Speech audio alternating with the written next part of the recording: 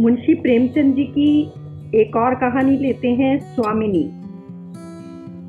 शिवदास ने भंडारे की पूंजी अपनी बहू राम प्यारी के सामने फेंककर अपनी बूढ़ी आंखों में आंसू भरकर कहा, बहू, आज से गृहस्थी की देखभाल तुम्हारे ऊपर है। मेरा सुख भगवान से नहीं देखा गया, नहीं तो क्या जवान बेटे को यूं ही छीन लेते। उसका काम करने वाला तो कोई चाहिए। एक हल तोड़ दूं तो गुजारा ना होगा।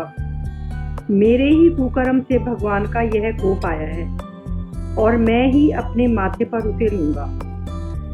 बिरजू का हल अब मैं ही संभालूंगा। अब घर की देख रेख करने वाला, धरने उठाने वाला तुम्हारे सिवा दूसरा कौन है। रो मत बेटा, भगवान की जो इच्छा थी वही हुआ और जो इच्छा होगी वही होगा। हमारा तुम्हारा क्या बस है। मेरे जीते जी तुम्हें कोई टेढ़ी आंख से देख भी न सकेगा। तुम किसी बात का सोच मत करो। बिरजू गया तो मैं भी तो अभी बैठा ही हूँ। राम प्यारी और राम दुलारी दो सगी बहनें थीं। दोनों का विवाह मथुरा और बिरजू दो सगे भाइयों से हुआ। दोनों बहनें नहर की तरह ससुराल में भी प्रेम और आनंद से रहने लगी। शिवदास को पेंशन मिली। दिन भर द्वार पर बैठे गपशप करते। भरा पूरा परिवार देख देख कर प्रसन्न होते और अधिकतर धर्म चर्चा में लगे रहते थे। लेकिन देवगति से बड़ा लड़का बिरजू बीमार पड़ा और आज उसे मरे हुए 15 दिन बीत गए। आज क्रियाकर्म से फुर्सत मिली और शिवदास ने सच्चे कर्मवीर की भांति फिर जीवन संग्राम के लिए कमर कस ली। मन में उसे चाहे कितना भी दुख हुआ हो, उसे किसी ने रोते नहीं देखा। आज अपनी बहू को देखकर एक क्षण के लिए उसकी आंखें सजल हो गईं। लेकिन उसने मन को संभाला और रुद्ध कंठ से उसे दिलासा देने लगा। कदाचित उसने सोचा था घर की स्वामिनी बनकर विधवा के आंसू पुछ जाएंगे।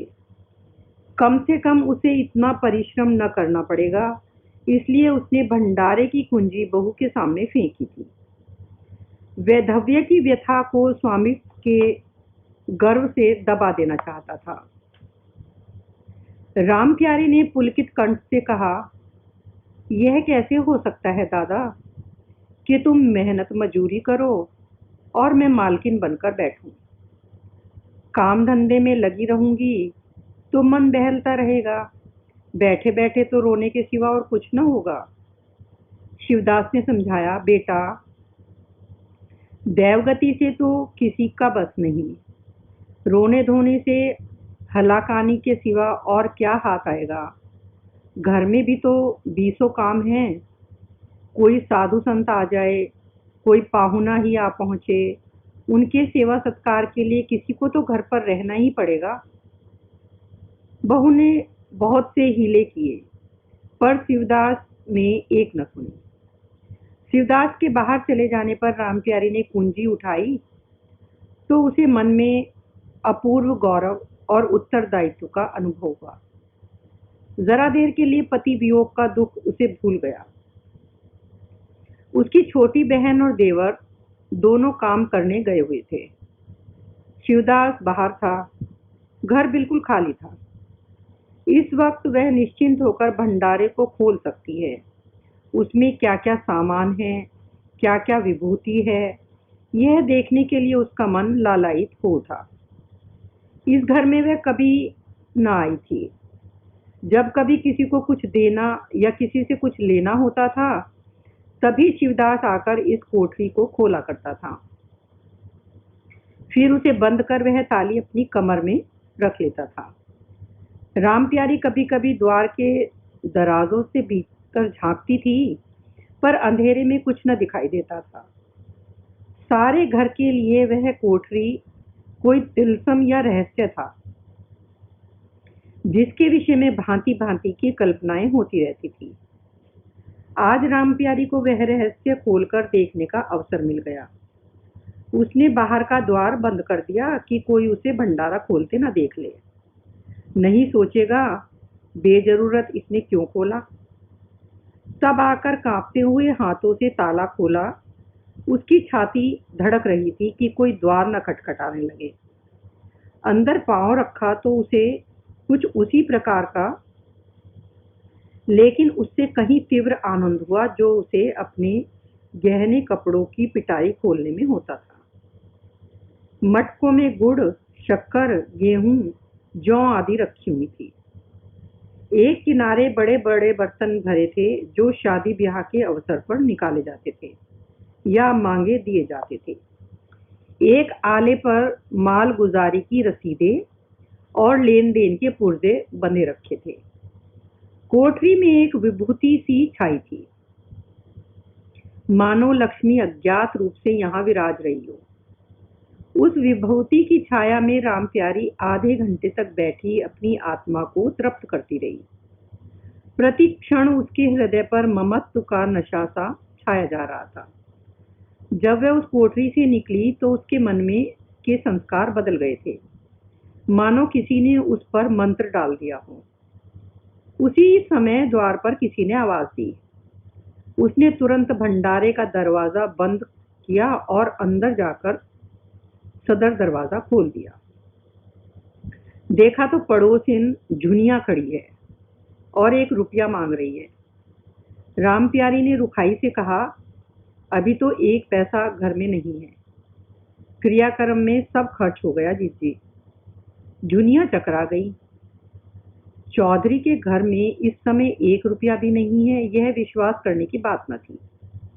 जिसके यहाँ सैकड़ों का लेन देन है वह सब कुछ क्रियाक्रम में नहीं खर्च कर सकता। अगर शिवदास ने यह बहाना किया होता तो उसे आश्चर्य न होता। प्यारी तो अपने सरल स्वभाव के लिए गांव में मशहूर थी। अक्सर शिवदास की आंखें बचाकर पड़ोसियों को इच्छित वस्तुएं दे दिया करती थी। अभी कल ही तो उसने जानकी को सेर भर दूध दिया था। यहाँ तक कि अपने गहने तक मांगे दे देती थी। कृपण शिवदास के घर में ऐसी सखरज बहू का आना गांव वाले अपने सौभाग्य की बात समझते थे। जुनिया ने चकित होकर कहा, ऐसे न कहो जीजी, बड़े गाढ़े में पढ़कर आई हूँ। नहीं, तुम जानती हो मेरी आदत ऐसी नहीं है। बाकी का 1 रुपया देना है। प्यादा द्वार पर खड़ा बकझक रहा है। रुपया दे दो तो किसी तरह यह विपत्ति टले। मैं आज के 8वें दिन आकर दे जाऊंगी। गांव में और कौन घर है जहां मांगने जाऊं। प्यारी टस से मस न हुई। उसके जाते ही प्यारी सांझ के लिए रसोई पानी का इंतजाम करने लगी। पहले चावल दाल बीनना अपाढ़ लगता था और रसोई में जाना तो सूली पर चढ़ने से कम न था। कुछ देर दोनों बहनों में झांव होती। तब शिवदास आकर कहते, क्या आज रसोई न बनेगी? तो 2 में से एक उठती और मोटे मोटे टिक्कड़ लगाकर रख देती, मानो बैलों का रातिब हो। आज प्यारी तन मन से रसोई के प्रबंध में लगी हुई है। अब वह घर की स्वामिन है। तब उसने बाहर निकलकर देखा कितना कूड़ा करकट पड़ा हुआ है। बूढ़ऊ दिन भर मक्खी मारा करते हैं, इतना भी नहीं होता कि जरा झाड़ू ही लगा दें। अब क्या इनसे इतना भी ना होगा? द्वार ऐसा चिकना चाहिए कि देखकर आदमी का मन प्रसन्न हो जाए, यह नहीं कि उबकाई आने लगे। अभी कह दूं तो तिनक उठेंगे। अच्छा, यह मुन्नी नांद से अलग क्यों खड़ी है? उसने मुन्नी के पास जाकर नांद में झांका। दुर्गंध आ रही थी। ठीक, मालूम होता है महीनों से पानी नहीं बदला गया। इस तरह तो गाय रह चुकी। अपना पेट भर लिया, छुट्टी हुई, और किसी से क्या मतलब। हाँ, दूध सबको अच्छा लगता है। दादा द्वार पर बैठे चिलम पी रहे हैं, मगर इतना नहीं होता कि 4 घड़ा पानी नांद में डाल दें। मजूर रखा है, वह भी 3 कौड़ी का। खाने को 1.5 सेर, काम करते नानी मरती है। आ जाते हैं तो पूछती हूँ, नांद में पानी क्यों नहीं बदला। रहना हो रहें या जाए, आदमी बहुत मिलेंगे, चारों ओर तो लोग मारे मारे फिर रहे हैं। आखिर उससे न रहा गया, घड़ा उठाकर पानी लाने चली। शिवदास ने पुकारा, पानी क्या होगा बहू, इसमें पानी भरा हुआ है। प्यारी ने कहा, नांद का पानी सड़ गया है। मुन्नी भूसे में मुंह नहीं डालती। देखते नहीं हो कोस भर पर खड़ी है। शिवदास मार्मिक भाव से मुस्कुराए और आकर बहू के हाथ से घड़ा ले लिया। कई महीने बीत गए। प्यारी के अधिकार में आते ही उस घर में जैसे बसंत आ गया। भीतर बाहर जहां देखिए कभी निपुण प्रबंधक के हस्त कौशल, सुविचार और सुरुचि के चिन्ह दिखते थे। प्यारी ने गृह यंत्र की ऐसी चाबी कस दी थी कि सभी पुर्जे ठीक ठीक चलने लग गए थे। भोजन पहले से अच्छा मिलता, समय पर मिलता, दूध ज्यादा होता है, घी ज्यादा होता है और काम ज्यादा होता है। प्यारी न खुद विश्राम लेती है न दूसरों को विश्राम लेने देती है। घर में कुछ ऐसी बरकत आ गई है कि जो चीज मांगो घर ही में निकल आती है। आदमी से लेकर जानवर तक सभी स्वस्थ दिखाई देते हैं। अब वह पहले की सी दशा नहीं है कि कोई चीथड़े लपेटे घूम रहा है, किसी को गहने की धुन सवार है। हाँ, अगर कोई रुग्ण और चिंतित तथा मलिन वेश में है तो वह प्यारी है। फिर भी सारा घर उससे जलता है। यहाँ तक कि बूढ़े शिवदास ने भी कभी कभी उसकी बदगोई करते हैं। किसी को पहर रात रहे उठना अच्छा नहीं लगता। मेहनत से सभी जी चुराते हैं। फिर भी यह सब जानते हैं कि प्यारी ना हो तो घर का काम न चले। औरतों और दोनों बहनों में भी उतना अपनापन नहीं है। प्रातःकाल का समय था। दुलारी ने हाथों के कड़े लाकर प्यारी के सामने पटक दिए और घुन्नाई हुई बोली, लेकर इसे भी भंडारे में बंद कर दो। प्यारी ने कड़े उठा लिए और कोमल स्वर में कहा, कह तो दिया, हाथ में रुपये आने दे, बनवा दूंगी। अभी ऐसा घिस नहीं गया है कि आज ही उतार कर फेंक दिया जाए। दुलारी लड़ने को तैयार होकर आई थी। बोली, तेरे हाथ में काहे को कभी रुपये आएंगे और काहे को कड़े बनेंगे। जोड़ जोड़ रखने में मजा आता है ना। प्यारी ने हंसकर कहा, जोड़ जोड़ कर रखती हूँ तो तेरे ही लिए कि मेरा कोई और बैठा हुआ है, कि मैं सबसे ज्यादा खा पहन लेती हूँ। मेरा अनंत कब का टूट पड़ा है। दुलारी, तुम ना खाओ पहनो जस तो पाती हो। यहाँ खाने पहनने के सिवा और क्या है। तुम्हारा हिसाब किताब नहीं जानती। मेरे कड़े आज बनने को भेज दो। प्यारी ने सरल विनोद के भाव से पूछा, रुपये ना हो तो कहाँ से लाऊं। दुलारी ने उदंडता के साथ कहा, मुझे इससे कोई मतलब नहीं, मैं तो कड़े चाहती हूँ। इसी तरह घर के सब आदमी अपने अपने अवसर पर प्यारी को दो चार खोटी खरी सुना जाते थे और वह गरीब सबकी धौंस हंसकर सहती थी। स्वामिनी का तो यह धर्म ही है कि सबकी धौंस सुन ले और करे वही जिसमें घर का कल्याण हो।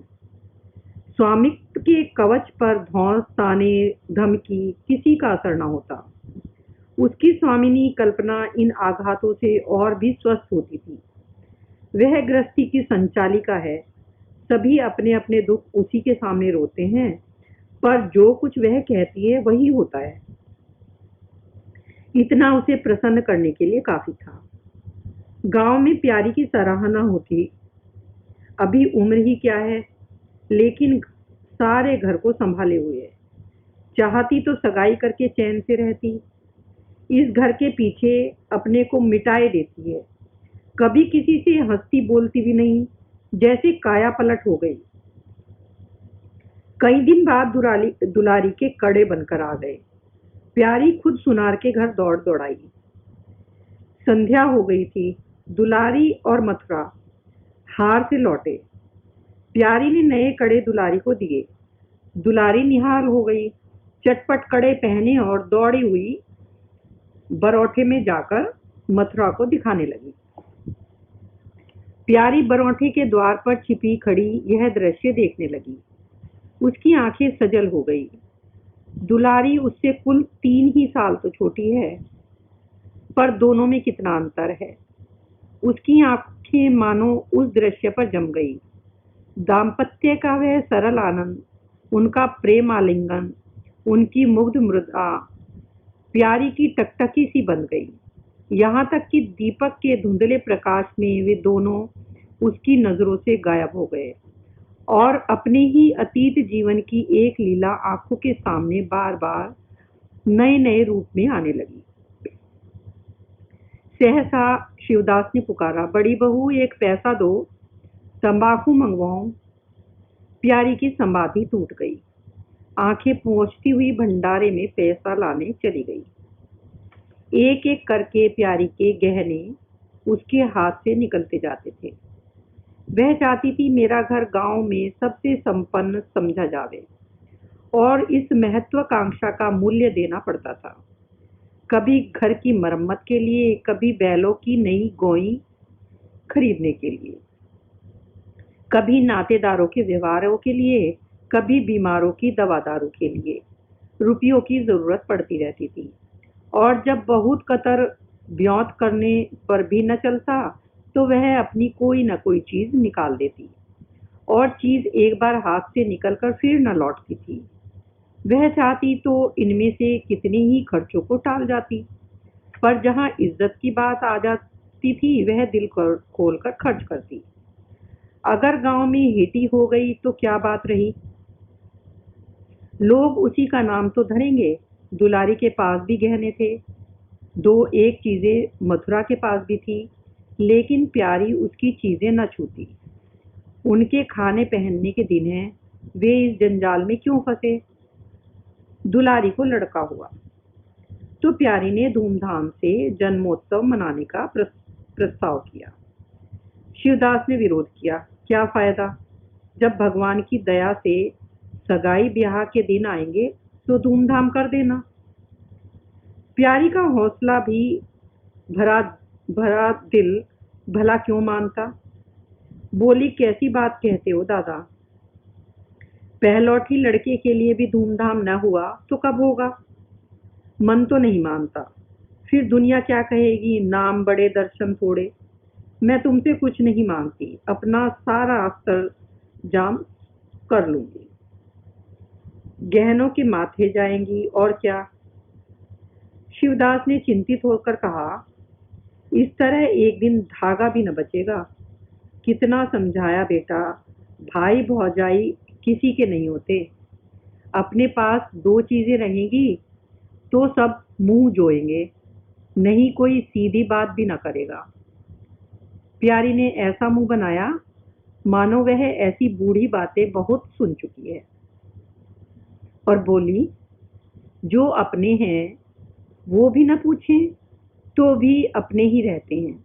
मेरा धर्म मेरे साथ है, उनका धर्म उनके साथ है। मर जाऊंगी तो क्या छाती पर लाद ले जाऊंगी। धूमधाम से जन्मोत्सव मनाया गया। बरही के दिन सारी बिरादरी का भोज हुआ। लोग खा पी कर चले गए तो प्यारी दिन भर की थकी मांदी आंगन में एक टाट का टुकड़ा बिछाकर कमर सीधी करने लगी। आंख झपक गई। मथुरा उसी वक्त घर में आया। नवजात पुत्र को देखने के लिए उसका चित्त व्याकुल हो रहा था। दुलारी सौर ग्रह से निकल चुकी थी। गर्भावस्था में उसकी देह क्षीण हो गई थी, मुंह भी उतर गया था, पर आज स्वस्थता की लालिमा मुख पर छाई हुई थी। मातृत्व के गर्व और आनंद ने अंगों में संजीवनी सी भर रखी थी। सौर के संयम और पौष्टिक भोजन ने देह को चिकना कर दिया था। मथुरा उसे आंगन में देखते ही समीप आ गया और एक बार प्यारी की ओर ताककर उसके निद्रामग्न होने का निश्चय करके उसने शिशु को गोद में ले लिया और उसका मुंह चूमने लगा। आहट पाकर प्यारी की आंख खुल गई, पर उसने नींद का बहाना किया और अधखुली आंखों में से यह आनंद क्रिया देखने लगी। माता और पिता दोनों बारी बारी से बालक को चूमते, गले लगाते और उसके मुंह को निहारते थे। कितना स्वर्गीय आनंद था। प्यारी की त्रसित लालसा एक क्षण के लिए स्वामिन को भूल गई। जैसे लगाम से मुखबद्ध बोझा से लदा हुआ हाँकने वाले की चाबुक से पीड़ित दौड़ते दौड़ते बेदम तुरंग हिनहिनाने की आवाज सुनकर कनौतियां खड़ी कर लेता है और परिस्थिति को भूलकर एक दबी हुई हिनहिनाहट से उसका जवाब देता है। कुछ वही दशा प्यारी की हुई। उसका मातृत्व जो पिंजरे में बंद मूक नीचेष्ट पड़ा हुआ था, समीप से आने वाली मातृत्व की चहकार सुनकर जैसे जाग पड़ा और चिंताओं के उस पिंजरे से निकलने के लिए पंख फड़फड़ाने लगा। मथुरा ने कहा, यह मेरा लड़का है।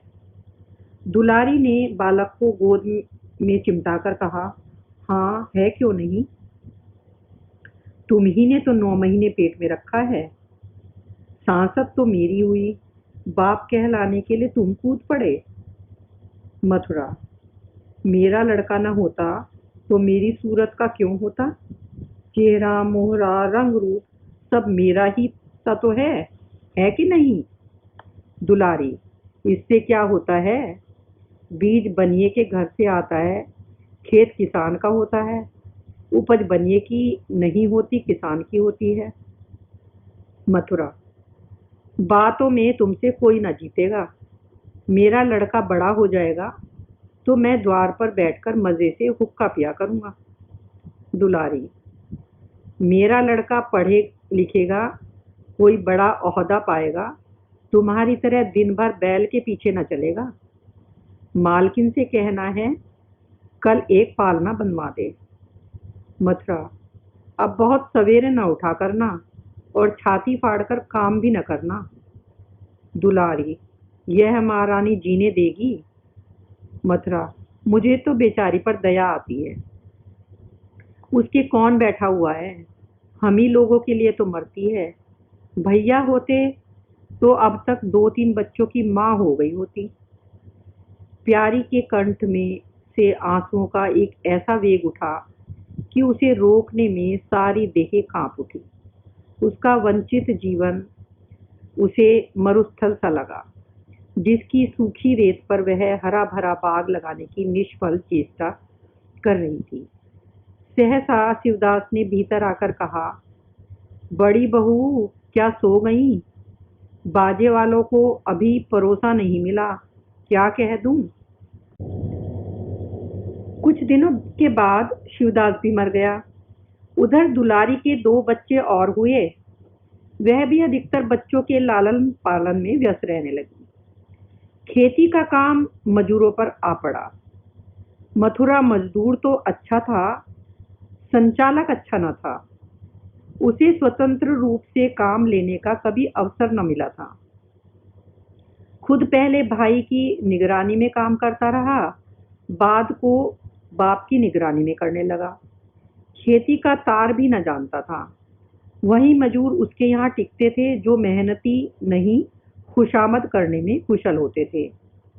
इसलिए प्यारी को अब दिन में 2-4 चक्कर हार का भी लगाना पड़ता था।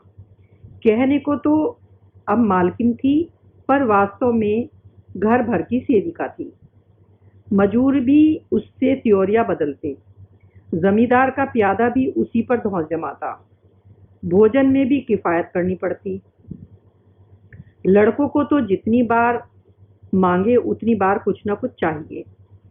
दुलारी तो लड़कोरी थी, उसे भी भरपूर भोजन चाहिए।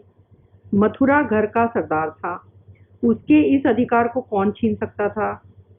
मजूर भला क्यों रियायत करने लगे थे। सारी कसर बेचारी प्यारी पर निकलती थी। वह एक फालतू चीज थी। अगर आधा पेट खाए तो किसी को कोई हानि न हो सकती थी। 30 वर्ष की अवस्था में उसके बाल पक गए, कमर झुक गई, आंखों की जोत कम हो गई, मगर वह प्रसन्न थी। स्वामित्व का गौरव इस सारे जख्मों पर मरहम का काम करता था। एक दिन मथुरा ने कहा, भाभी अब तो कहीं परदेश जाने का जी होता है। यहाँ कमाई में कोई बरकत नहीं। किसी तरह पेट की रोटियां चल जाती हैं, वह भी रोज होकर। कई आदमी पूरब से आए हैं, वे कहते हैं वहां 2-3 रुपये रोज की मजदूरी हो जाती है। 4-5 साल भी रह गया तो मालो माल हो जाऊंगा। अब आगे लड़के वाले हुए, इनके लिए तो कुछ तो करना ही चाहिए। दुलारी ने समर्थन किया। हाथ में 4 पैसे होंगे, लड़कों का पढ़ाएगा लिखाएगा। हमारी तो किसी तरह कट गई, लड़कों को तो आदमी बनाना है। प्यारी यह प्रस्ताव सुनकर अवाक रह गई। उनका मुंह ताकने लगी। इसके पहले इस तरह की बातचीत कभी न हुई थी। यह धुन कैसे सवार हो गई? उसे संदेह हुआ, शायद मेरे कारण यह भावना उत्पन्न हुई है। बोली, मैं तो जाने को न कहूंगी, आगे जैसे तुम्हारी इच्छा हो। लड़कों को पढ़ाने लिखाने के लिए यहाँ भी तो मदरसा है। फिर क्या नित्य यही दिन बने रहेंगे? 2-3 साल भी खेती बन गई तो सब कुछ हो जाएगा। मथुरा, इतने दिन खेती करते हो गए, अब तक तो न बनी, तो अब क्या बन जाएगी? इसी तरह एक दिन चल देंगे, मन की मन में रह जाएगी। फिर अब पौरुख भी तो थक गया है, यह खेती कौन संभालेगा? लड़कों को तो मैं इस चक्की में जोतकर उनकी जिंदगी नहीं खराब करना चाहता। प्यारी ने आंखों में आंसू लाकर कहा, भैया, घर पर जब तक आधी मिले सारी के लिए न धावना चाहिए। अगर मेरी ओर से कोई बात हो तो अपना घर बार अपने हाथ में करो, मुझे एक टुकड़ा दे देना, पड़ी रहूंगी। मथुरा आध कंठ से होकर बोला, भाभी, यह तुम क्या कहती हो? तुम्हारे ही संभाले यह घर अब तक चला है, नहीं रसातल में चला गया होता। इस गिरस्ती के पीछे तुमने अपनी को मिट्टी में मिला दिया, अपनी देह धुला डाली। मैं अंधा नहीं हूँ, सब कुछ समझता हूँ। हम लोगों को जाने दो, भगवान ने चाहा तो फिर घर संभल जाएगा। तुम्हारे लिए हम बराबर खर्च वरच भेजते रहेंगे। प्यारी ने कहा, जो ऐसा ही है तो तुम चले जाओ, बाल बच्चों को कहाँ कहाँ बांधे फिरोगे? दुलारी बोली, यह कैसे हो सकता है बहन? यहाँ देहात में लड़के क्या पढ़ेंगे, क्या लिखेंगे? बच्चों के बिना इनका जी वहाँ न लगेगा। दौड़ दौड़ कर घर आएंगे और सारी कमाई रेल खा जाएगी। परदेश में अकेले जितना खर्च होगा उतने में सारा घर आराम से रहेगा। प्यारी बोली, तो मैं यहाँ रहकर क्या करूँगी? मुझे भी लेते चलो। दुलारी उसे साथ ले चलने को तैयार न थी। कुछ दिन जीवन का आनंद उठाना चाहती थी। अगर परदेश में भी यह बंधन रहा तो जाने से फायदा ही क्या? बोली, बहन, तुम चलती तो क्या बात थी, लेकिन फिर यहाँ का सारा कारोबार तो चौपट हो जाएगा। तुम तो कुछ न कुछ देखभाल करती ही रहोगी। प्रस्थान की तिथि के एक दिन पहले ही राम प्यारी ने रात भर जागकर हलवा और पूरियां पकाई। जब से इस घर में आई थी, कभी एक दिन के लिए भी अकेले रहने का अवसर नहीं आया। दोनों बहनें सदैव साथ रहीं। आज उस भयंकर अवसर को सामने आते देखकर प्यारी का दिल बैठा जाता था। वह देखती थी, मथुरा अक्सर प्रसन्न है।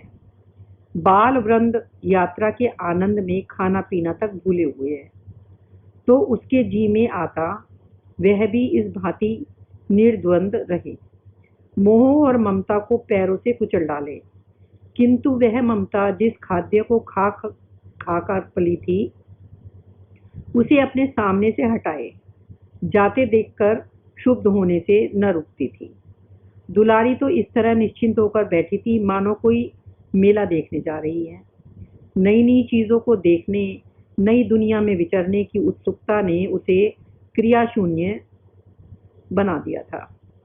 प्यारी के सिर सारे प्रबंध का भार था। धोबी के घर से सब कपड़े आए हैं कि नहीं, कौन कौन से बर्तन साथ जाएंगे, सफर खर्च के लिए कितने रुपए की जरूरत होगी। एक बच्चे को खांसी आ रही थी, दूसरे को कई दिन से दस्त आ रहे थे।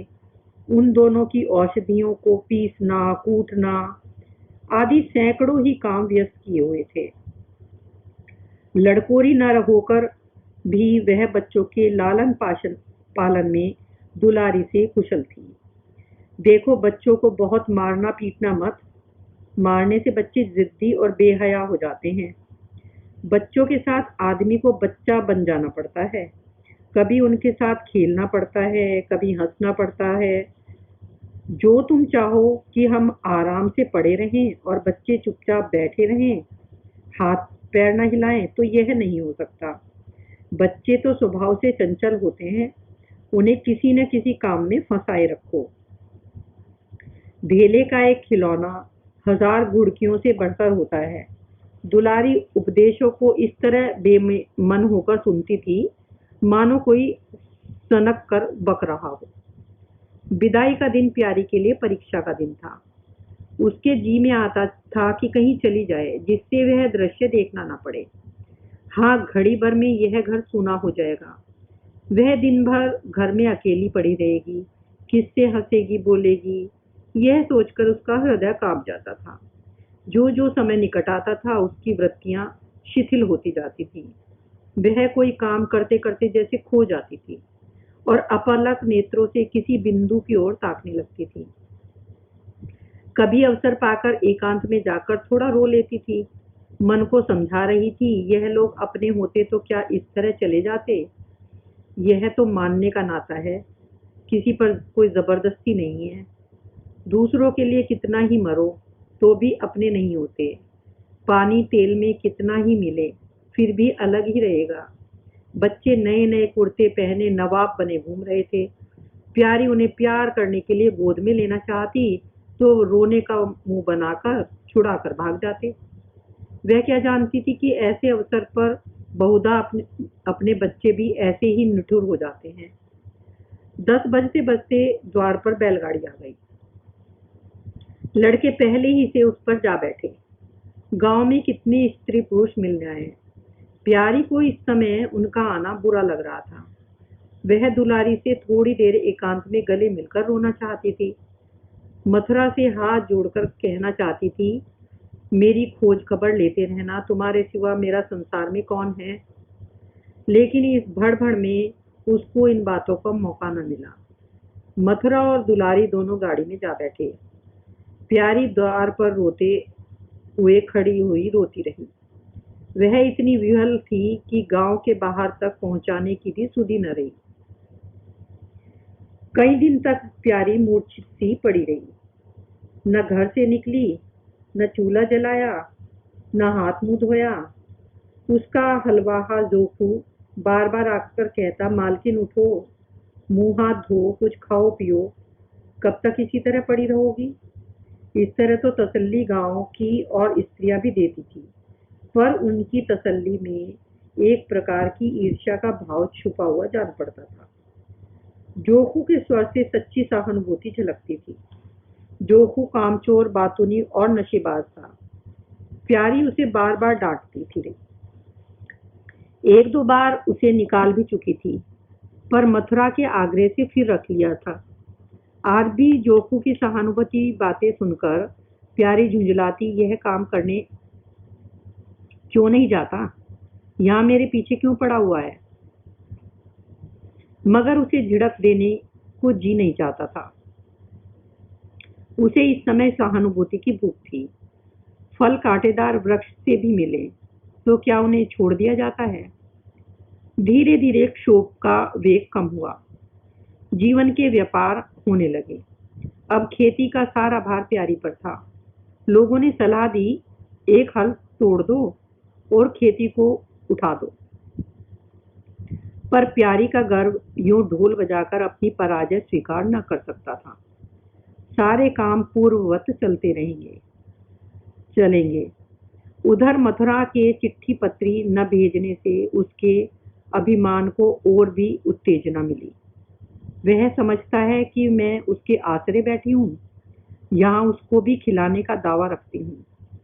उसके चिट्ठी भेजने से मुझे कोई निधि न मिल जाती।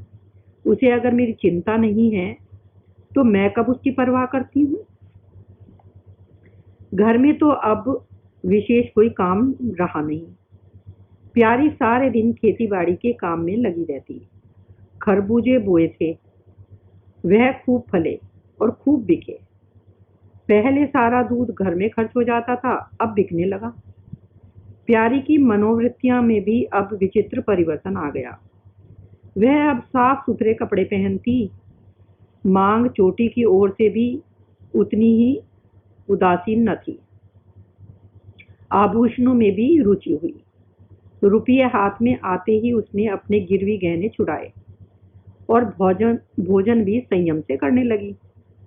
सागर पहले खेतों को खींचकर खुद खाली हो जाता था, अब निकासी की नालियां बंद हो गई थी।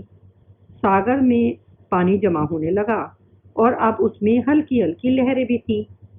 खिले हुए कमल भी थे। एक दिन जोकू हार से लौटा तो अंधेरा हो गया था। प्यारी ने पूछा, अब तक वहां क्या करता रहा? जोकू ने कहा, 4 क्यारियां बच रही थी, मैंने सोचा 10 मोट और खींच दूं, कल की झंझट कौन रखे। जोकू अब कुछ दिनों से काम में मन लगाने लगा था। जब तक मालिक उसके सिर पर सवार रहते थे वह हील बहाने करता था।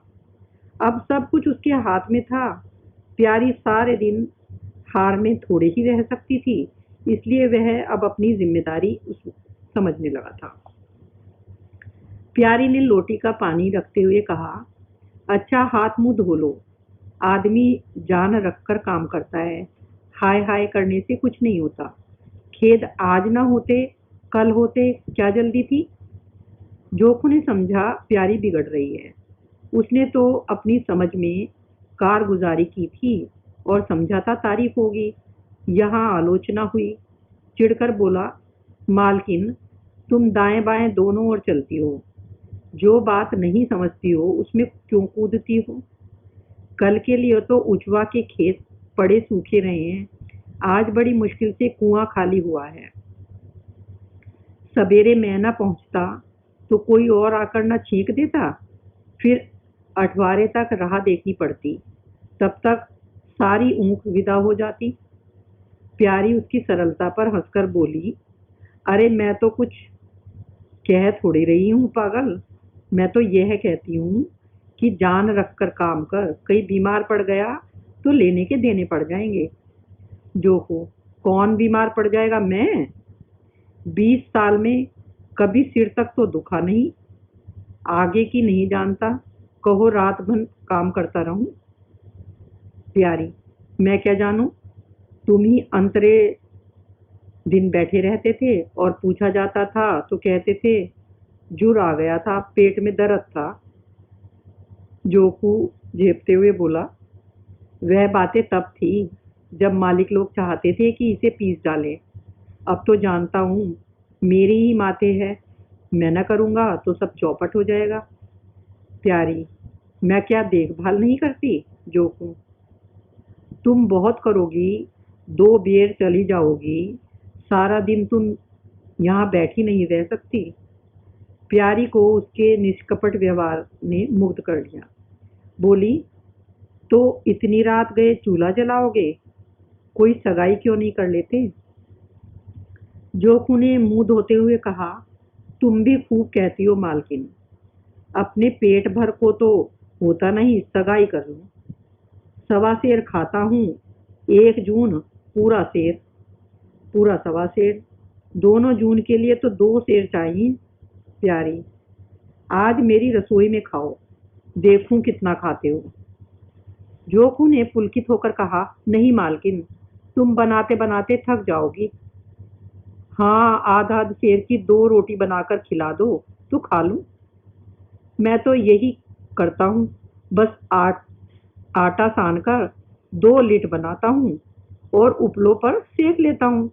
कभी मट्ठे से, कभी नमक से, कभी प्याज से खा लेता हूँ और आकर पड़ रहता हूँ। प्यारी, मैं तुम्हें आज फुल्के खिलाऊंगी। जोको, तब तो सारी रात खाते ही बीत जाएगी। प्यारी, बको मत, चटपट आकर बैठ जाओ। जोको, जरा बैलों को पानी देता हूँ तो बैठूं। जोखू और प्यारी में ठनी हुई थी। प्यारी ने कहा, मैं कहती हूँ धान रोपने की कोई जरूरत नहीं। झड़ी लग जाए तो खेत डूब जाएं, बरखा बंद हो जाए तो खेत सूख जाए। ज्वार, बाजरा, सन, अरहर सब तो हैं, धान ना सही। जोखू ने अपने विशाल कंधे पर फावड़ा रखते हुए कहा, जब सबका होगा तो मेरा भी होगा, सबका डूब जाएगा तो मेरा भी डूब जाएगा। मैं क्यों किसी से पीछे रहूं? बाबा के जमाने में 5 बीघे से कम नहीं रोपा जाता था। बिरजू भैया ने उसमें 1-2 बीघे और बढ़ा दिए।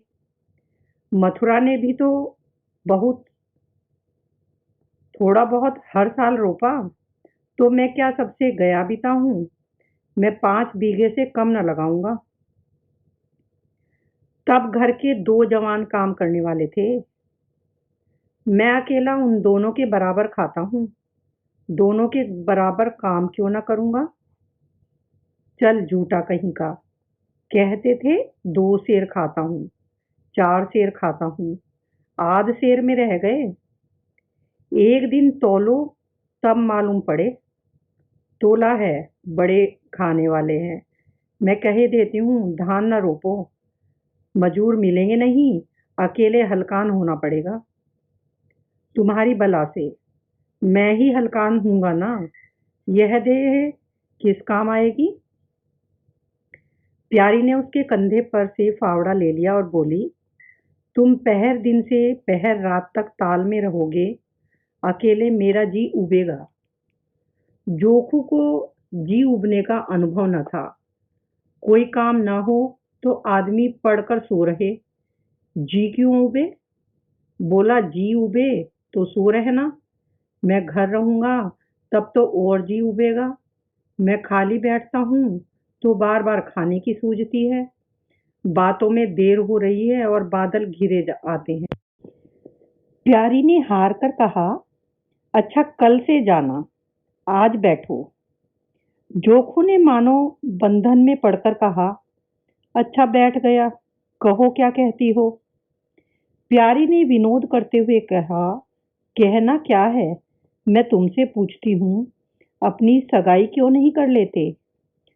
अकेली मरती हूँ तब 1 से 2 हो जाऊंगी। जोखू शर्माता हुआ बोला, तुमने फिर वही बेबात की बात छेड़ दी मालकिन, किससे सगाई कर लूं यहाँ? मैं ऐसी मेहरिया लेकर क्या करूंगा जो गहनों के लिए मेरी जान खाती रहे? प्यारी, यह तो तुमने बड़ी कड़ी शर्त लगाई। ऐसी औरत कहाँ मिलेगी जो गहने भी न चाहे? जोहू, यह मैं थोड़े ही कहता हूँ कि वह गहने न चाहे, हाँ मेरी जान न खाए। तुमने तो कभी गहनों के लिए हट न किया, बल्कि अपने सारे गहने दूसरों के ऊपर लगा दिए। प्यारी के कपोलों पर हल्का सा रंग आ गया। बोली, अच्छा और क्या चाहते हो? जोखू, मैं कहने लगूंगा तो बिगड़ जाओगी। प्यारी की आंखों में लज्जा की एक रेखा नजर आई। बोली, बिगड़ने की बात कहोगे तो जरूर बिगड़ूंगी। जोखू, तो मैं ना कहूंगा। प्यारी ने उसे पीछे की ओर ढकेलते हुए कहा, कहोगे कैसे नहीं, मैं कहला के छोड़ूंगी। जोखू, मैं चाहता हूँ कि वह तुम्हारी तरह हो, ऐसी ही गंभीर हो, ऐसी ही बातचीत में चतुर हो, ऐसी ही अच्छा खाना पकाती हो, ऐसी ही किफ़ायती हो, ऐसी ही हंसमुख हो। बस ऐसी औरत मिलेगी तो करूँगा नहीं, इसी तरह पड़ा रहूँगा। प्यारी का मुख लज्जा से आरक्त हो गया। उसने पीछे हटकर कहा, तुम बड़े नटखट हो। हंसी हंसी में सब कुछ कह गए।